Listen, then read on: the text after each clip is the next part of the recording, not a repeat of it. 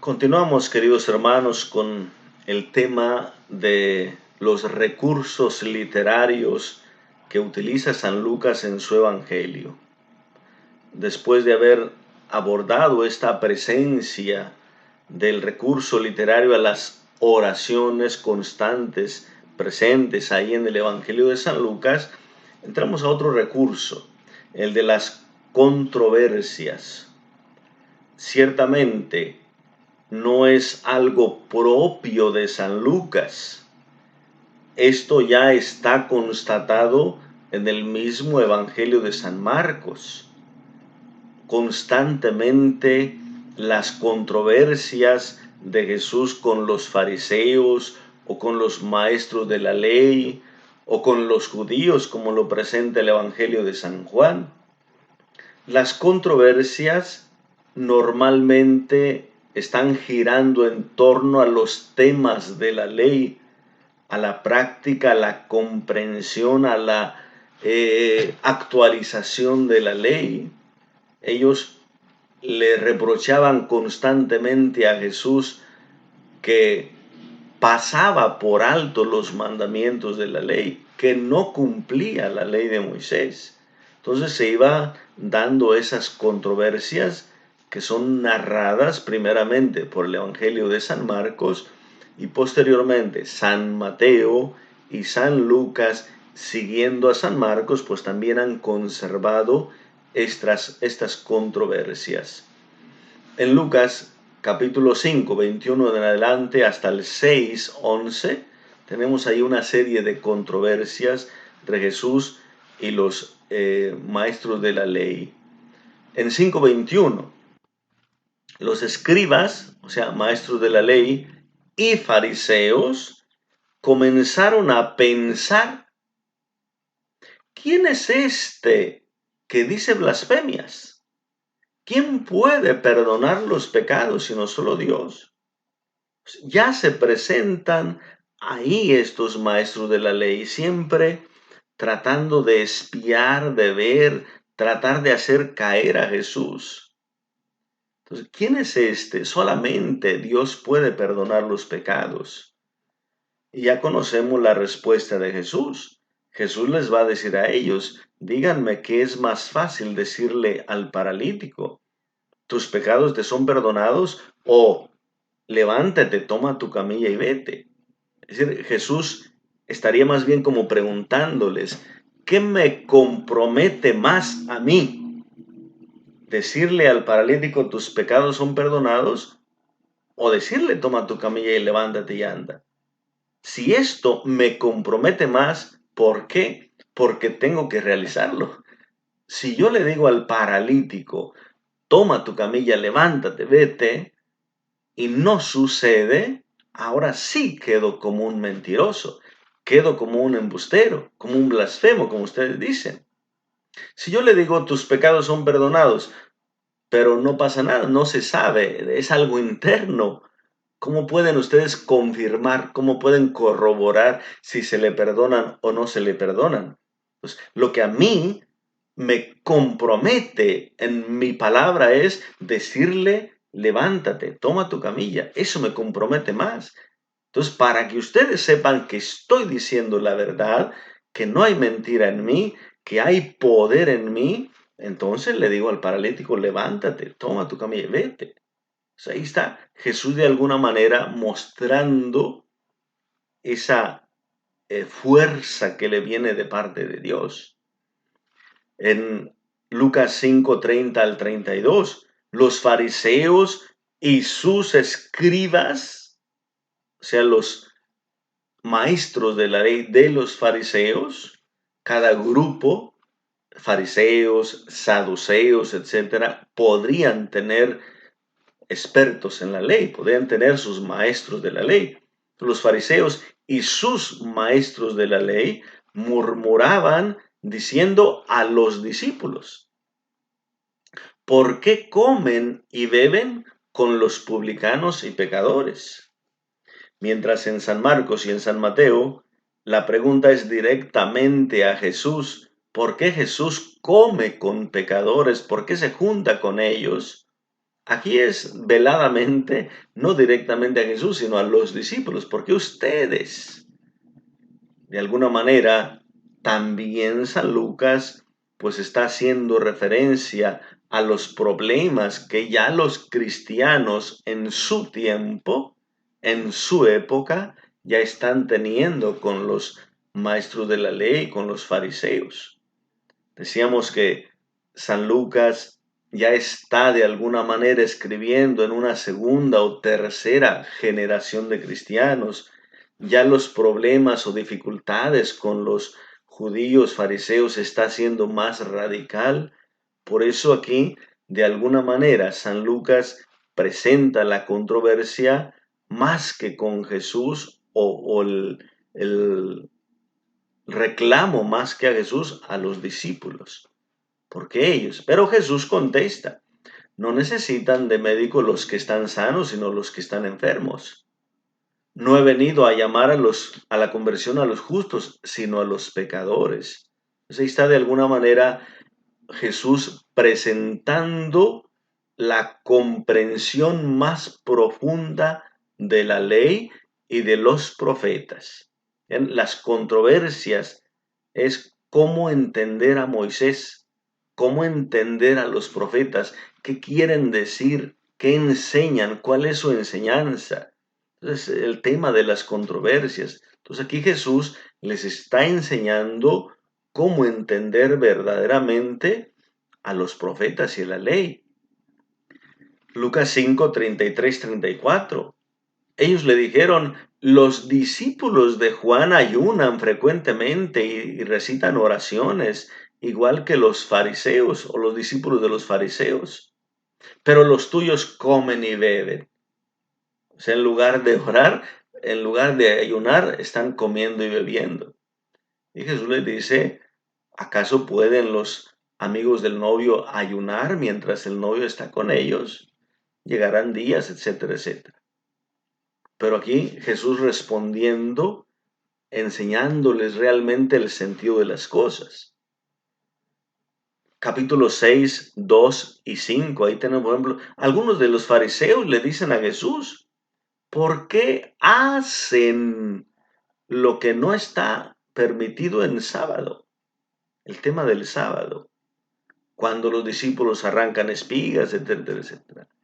Y Jesús va a decirles cómo David entró en el templo y se comió los panes propiamente que pertenecían a los sacerdotes porque tenía hambre él y sus hombres, etcétera. Y Jesús culminará diciéndoles, el Hijo del Hombre es Señor del sábado. El Hijo del Hombre es Señor del sábado. Y el ejemplo más profundo de esa controversia está en Lucas 6, del 6 al 11. Jesús entra un sábado a la sinagoga y ahí se pone a enseñar. Vean cómo San Lucas presenta a Jesús enseñando. En la sinagoga se puso Jesús a enseñar.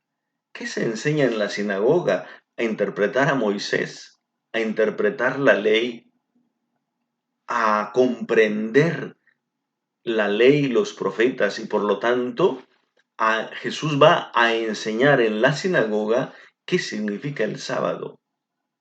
Ellos estaban pendientes ahí a ver si Jesús sanaba, porque ahí estaba un hombre que tenía la mano derecha paralizada, mano seca, dice San Lucas.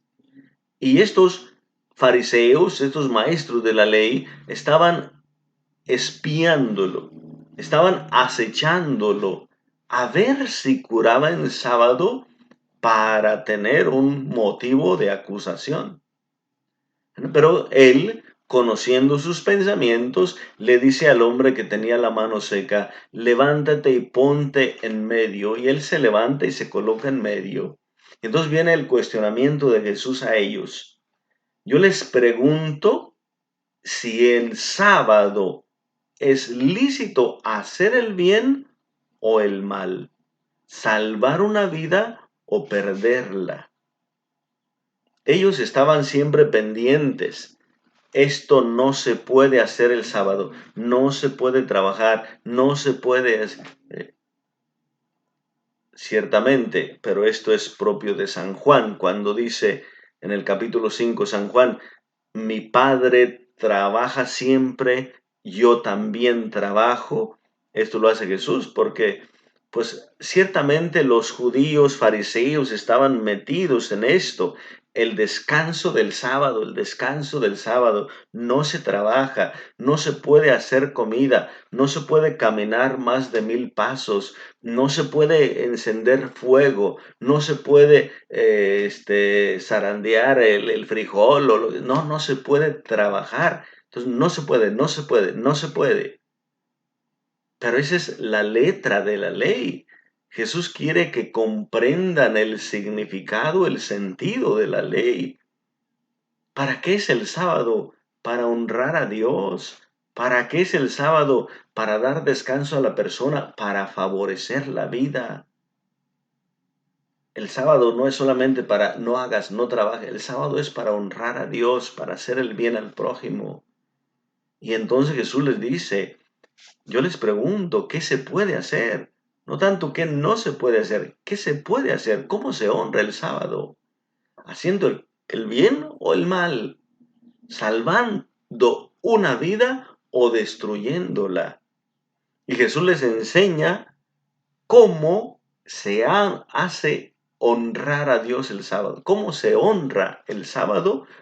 Honrando a Dios y haciendo el bien. Mirándolos a ellos le dijo al hombre, extiende tu mano, y él lo hizo y quedó restablecida. Y ellos se fueron enojados y deliberaban entre sí cómo matar a Jesús. ¿Qué harían con Jesús? Fíjense, ellos siempre pendientes, que no se puede hacer en sábado. Y Jesús más bien les cambia la pregunta, ¿qué sí se puede hacer en sábado? Para darle su sentido pleno, su significado pleno. ¿Qué es lo que sí podemos hacer el sábado? Y vean, ellos en sábado no trabajan y son capaces de dejar a un enfermo por no trabajar, pero en sábado se permiten ponerse de acuerdo para matar a Jesús. En sábado toman decisión de matar a Jesús. ¿Dónde está el cumplimiento del sábado? Y Jesús les enseña, entra a la sinagoga para enseñar, y Él les dice, el sábado se honra haciendo el bien, salvando una vida. Entonces, las controversias van siempre en esa línea para ayudar a la comprensión adecuada de la ley y de los profetas. Otro recurso literario de San Lucas es lo que se conoce como un sumario. ¿Qué es un sumario?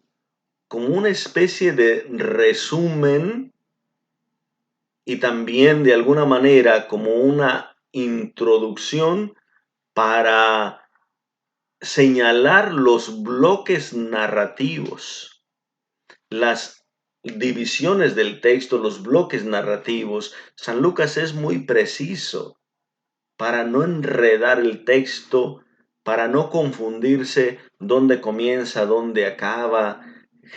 San Lucas es muy dado a poner pequeñas introducciones narrativas y conclusiones narrativas para encerrar esos bloques literarios y se pueda de alguna manera estructurar con mayor claridad el texto.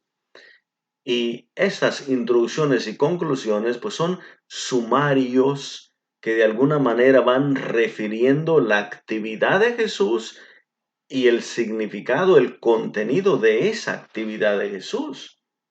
Vean, por ejemplo, la misión de Jesús en Galilea. Hay varios bloques ahí. 4:14 hasta el 5:16. Y luego 5:17 hasta el 6:11. Es decir, hay varios bloques. Vean, por ejemplo, en 4 14 y 15. Jesús volvió a Galilea por la fuerza del Espíritu, y su fama se extendió por toda la región. Él iba enseñando en sus sinagogas, alabado por todos, reconocido por todos. ¿Ves? Un sumario. ¿Qué hacía Jesús? Recorría en las sinagogas enseñando y todos lo reconocían. Entonces hay una pequeña introducción a un bloque narrativo. Jesús vuelve a Galilea movido por el Espíritu. Su fama se extiende. Vean aquí mencionando la fama del Señor por toda la región y su enseñanza. Y vean, todo ese bloque continúa y va a culminar en 5:16. Vean lo que dice el capítulo 5 del 15 al 16 para culminar ese bloque. Su fama se extendía cada vez más y una numerosa multitud afluía para oírle y ser curados de sus enfermedades. Pero él se retiraba a los lugares solitarios donde oraba. ¿Vean? Otra vez, cómo inicia el bloque narrativo, hablando de la fama de Jesús y de su recorrido por las sinagogas, y culmina nuevamente diciendo lo mismo. Su fama se extendía cada vez más, la multitud se acercaba para oírlo y para ser curados de sus enfermedades. Estos sumarios de alguna manera van marcándonos esos bloques narrativos, pero también de alguna manera marcando el contenido de esas partes o de esos bloques. Por ejemplo, el bloque de 5:17 hasta el 6:11, curaciones y controversias, lo que hemos comentado ya hace un momento. Vean 5:17. Un día que estaba enseñando, había sentados ahí algunos fariseos y doctores de la ley que habían venido de todos los pueblos de Galilea y Judea y de Jerusalén. El poder del Señor le hacía obrar curaciones. Vean, el poder del Señor para las curaciones, pero ahí están presentes los fariseos, los maestros de la ley que venían de todas partes. ¿Y dónde concluye ese bloque narrativo de las curaciones y las controversias? En 6:11, lo que acabamos de ver hace un momento. Ellos, los maestros de la ley, se ofuscaron, se enojaron y deliberaban entre sí cómo acabar con Jesús, qué hacer con Jesús. Vean esos bloques narrativos con esos sumarios. Tenemos, por ejemplo, el bloque narrativo de los discípulos y la escucha de la palabra, que comienza desde 6:12 y va a culminar en 6:49. Vean 6 del 12 al 13. Sucedió que por aquellos días se fue al monte a orar. Se pasó toda la noche en oración a Dios. Cuando se hizo de día, llamó a sus discípulos, eligió a los 12 de entre ellos y a los que llamó también apóstoles. La elección de los discípulos después de una noche de oración. Entonces, desde el 6:12 al 13 ya comienza ese bloque narrativo con la mención de los apóstoles.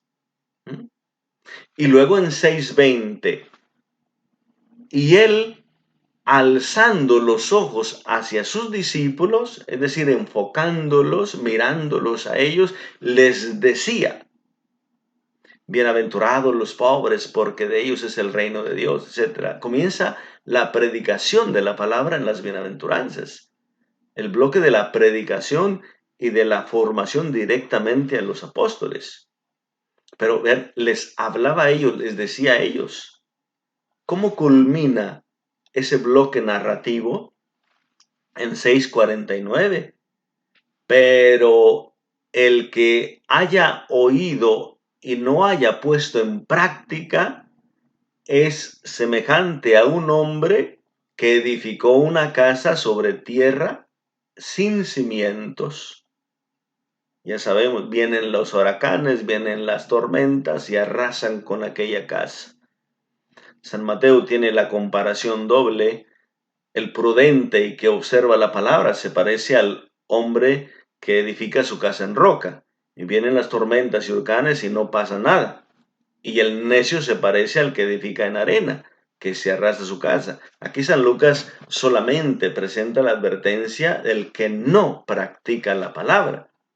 Pero vean un bloque dedicado a los discípulos, a la enseñanza de Jesús a los discípulos, la necesidad de la escucha. Por eso Jesús les enseñaba a los discípulos y les pide realmente con esa culminación, obedezcan, practiquen, no echen en saco roto, no se vaya a perder esa predicación. La parte, por ejemplo, media del Evangelio que es el camino, desde 9:51 hasta el 19:11, toda esa parte del camino a Jerusalén, constantemente la mención la mención del camino hacia Jerusalén. Vean en 9:51. Sucedió que como se iban cumpliendo los días de su asunción, él se afirmó en su voluntad de ir a Jerusalén. Ya desde 9:51, él se afirmó en su voluntad de ir hacia Jerusalén. 9:57. Mientras iban de camino, uno le dijo, te seguiré a donde quiera que vayas. Aquí está el pasaje de las condiciones para seguir a Jesús. Pero vean cuándo o dónde, yendo de camino, mientras iban de camino. Vean 10:38. Yendo ellos de camino, entró a un pueblo y una mujer llamada Marta lo recibió en su casa. La visita de Jesús a Marta y María, pero yendo ellos de camino. Vean en 13:22, atravesaba las ciudades y los pueblos enseñando mientras caminaban hacia Jerusalén. Ya que él eligió a los discípulos y les hablaba de la importancia de poner en práctica la palabra, todo el episodio del camino hacia Jerusalén es una enseñanza constante para los discípulos, pero ahí ya referida siempre a el camino a Jerusalén. Entonces, mientras caminaban hacia Jerusalén, él recorría pueblos, ciudades, enseñando. 14:25. Caminaba con él mucha gente y volviéndose les dijo, enseñanza, caminaba con él, enseñanza para los que van caminando con él. 17:11, Lucas 17:11. Y sucedió que de camino a Jerusalén pasaba por los confines entre Samaria y Galilea, mientras iba a Jerusalén. Ven esa mención constante del camino a Jerusalén. 18:31. Tomando consigo a los 12, les dijo, miren, que subimos a Jerusalén y se cumplirá todo lo que los profetas escribieron sobre el Hijo del Hombre. Vamos camino a Jerusalén y ya donde se cumplirá todo lo referido a él. Ciertamente, ya que hay una mención de la pasión cercana, porque ya es capítulo 18:31, ya acercándose a Jerusalén. Y 19:11 concluye, estando la gente escuchando estas cosas, añadió una parábola, pues estaba él cerca de Jerusalén. Y creían ellos que el reino de Dios aparecería de un momento a otro, ya estando cerca de Jerusalén. Entonces vean, esos bloques narrativos de alguna manera van marcando pues esas pautas o estas divisiones o estructura dentro del texto. En Jerusalén, por ejemplo, está la parte de la enseñanza en el templo y ya la cercanía de su muerte. 19:47 y luego 21:37. Vean 19:47, dice, enseñaba todos los días en el templo. Por su parte, los sumos sacerdotes, los escribas y también los principales del pueblo buscaban matarlo, pero no encontraban qué podrían hacer, porque todo el pueblo estaba pendiente de sus labios, es decir, de sus palabras. Jesús en Jerusalén enseñando en el templo. Los maestros de la ley, fariseos, escribas, acechando para darle muerte, agarrarlo, pero el pueblo pendiente de sus palabras. Y vean cómo concluye ese bloque narrativo en 21:37 al 38. Por el día enseñaba en el templo y solía pasar la noche en el monte llamado de los Olivos. Y todo el pueblo madrugaba para ir a donde él y escucharle en el templo. Madrugaba para ir a escucharlo en el templo. Vean, Jesús en Jerusalén enseñando en el templo, los fariseos acechándolo y la gente pendiente de sus enseñanzas, de sus palabras. Entonces, eso es un recurso también de San Lucas, estos sumarios, estas referencias constantes a la temática que está presentando en cada bloque. Otro recurso literario de San Lucas son los relatos en paralelo. El paralelismo es cuando se dan dos ideas de alguna manera con el mismo contenido semejantes, es un paralelismo sinonímico. Pero también hay un paralelismo antitético, cuando se dan dos ideas o dos pensamientos contrarios. Pero aquí en San Lucas se va realizando no tanto con pensamientos, sino con personas, con situaciones que se comparan. Ya hemos visto, por ejemplo, cómo los relatos de la infancia van comparando constantemente a Juan el Bautista con Jesús. Viene el anuncio del ángel a Zacarías, inmediatamente el anuncio del ángel a María, la visita de María a Santa Isabel, la oración de María, la oración de Zacarías. La presentación del Bautista o el nombre que le ponen al Bautista, la presentación de Jesús y Jesús en el templo. Pero antes el nacimiento del Bautista y el nacimiento de Jesús. Es una comparación constante entre Jesús y Juan el Bautista. Capítulo 3 y 4, predicación de Juan Bautista y predicación de Jesús. Entonces, ese paralelismo de alguna manera comparativo. Y luego tenemos también un paralelismo antitético entre las personas. Ya mencionamos hace un momento el pasaje de Lucas 7:36 al 52. Por ejemplo, ese momento de la invitación del fariseo a Jesús para comer en su casa y aquella mujer pecadora. Hay un paralelismo antitético. Tú no me diste agua, ella me ha lavado los pies. Tú no me diste perfume, ella me ha perfumado los pies. Tú no me diste el beso, ella ha besado mis pies. Es decir, ese paralelismo antitético. Tenemos ese paralelismo antitético en la parábola del buen samaritano, Lucas 10:25 en adelante. Hay un hombre enfermo, un hombre golpeado, un hombre en necesidad. Pasa un sacerdote, lo ve y le saca la vuelta. Pasa un levita, lo ve y le saca la vuelta.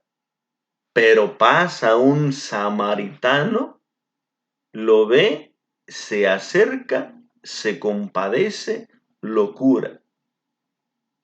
Y entonces ahí viene la comparación de Jesús. ¿Quién se hizo prójimo? ¿Quién se comportó como prójimo? El que tuvo compasión. Veías tú lo mismo. Entonces vean, hace rato hablábamos de la caracterización, pero aquí se da también en forma comparativa, un paralelismo antitético entre las personas. Lo mismo pasa, por ejemplo, en las parábolas de la misericordia, con los dos hijos en la parábola del hijo pródigo, el padre misericordioso. Ahí hay un paralelismo también, una comparación.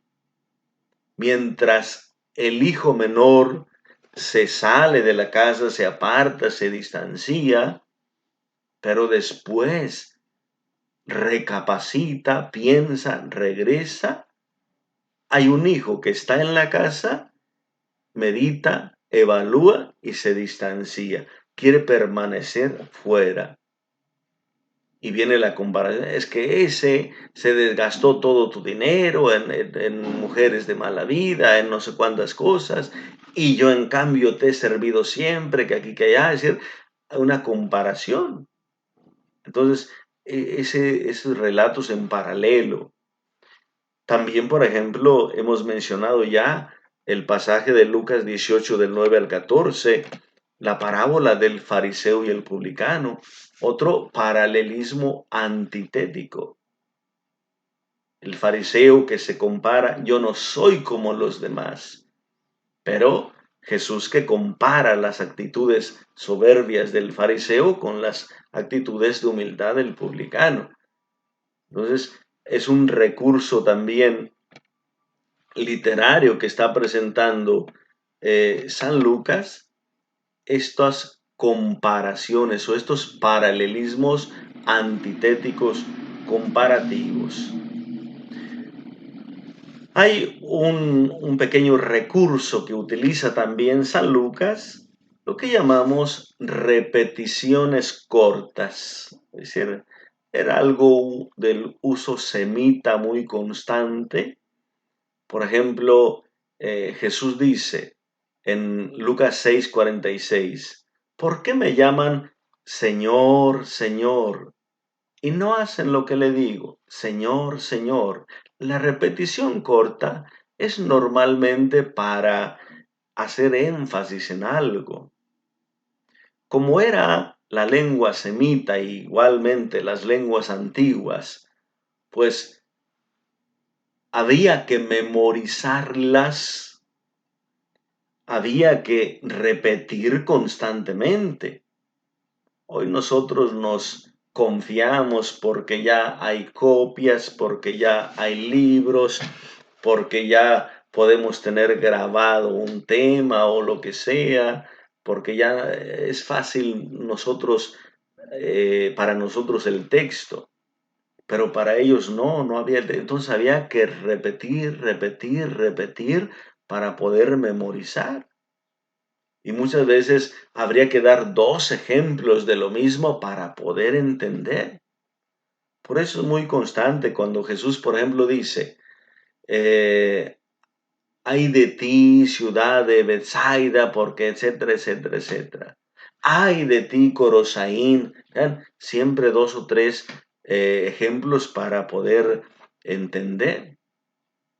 Cuando habla de la señal de Jonás, los habitantes de Nínive se levantarán porque ellos escucharon a Jonás y se convirtieron. Los habitantes de allá, de la tierra de la reina de Sabá, se levantarán, o la reina de Sabá, contra esta generación, porque ella vino desde lejos a escuchar la sabiduría de Salomón. Entonces, vean, repetir ejemplos es algo muy constante. Entonces, esa repetición, pues es un uso propio también de esa lengua semita. Señor, Señor. Igualmente, por ejemplo, en Lucas 10:41, cuando entra Jesús a la casa de Marta y María y Lázaro, entonces, Marta, Marta, muchas cosas te inquietan y te preocupan. Marta, Marta. Lo vemos nosotros, por ejemplo, en el capítulo 3 de Samuel, primera de Samuel. Samuel, Samuel. O sea, él escuchaba el doble nombre, Samuel, Samuel. Entonces, un recurso literario también semita, de alguna manera, para, pues, enfatizar en algún aspecto. Hay otro recurso, se le llama uso del acusativo interno, o sea, el objeto directo interno. ¿Qué quiere decir esto? Se usa en el complemento directo de una oración la misma raíz del verbo, es decir, algo semita también muy propio de ellos. La misma raíz, por ejemplo, vive la vida. No es propiamente un texto de la Biblia, pero ese es para entender lo que sería un acusativo interno, un objeto directo interno. La misma raíz. ¿El verbo cuál es? Vive. ¿Vive qué? La vida. Vivir vida. Es la misma raíz, el mismo significado, el mismo término. San Pablo utilizará morir la muerte. Ya en la traducción se le busca una manera distinta porque en la lengua española no es dado, no es propio la repetición. Es decir, padecer la muerte, pero no morir la muerte. Pero en el uso semita es muy, muy dado esto.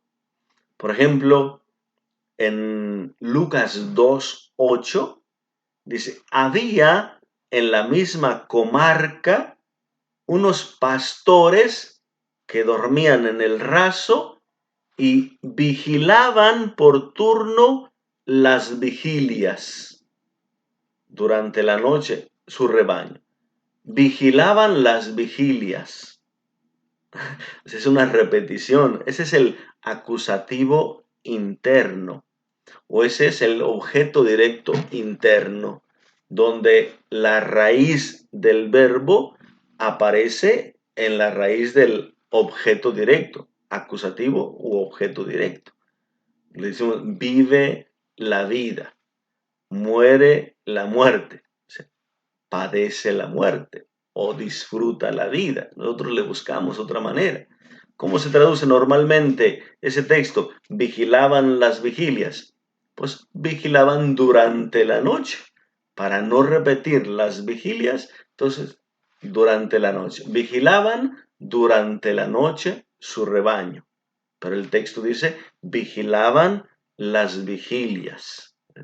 Vigilaban las vigilias. Entonces, hay muchos ejemplos así en la Biblia de ese uso del acusativo interno, objeto directo interno, donde la raíz del verbo se encuentra en la raíz del objeto directo también.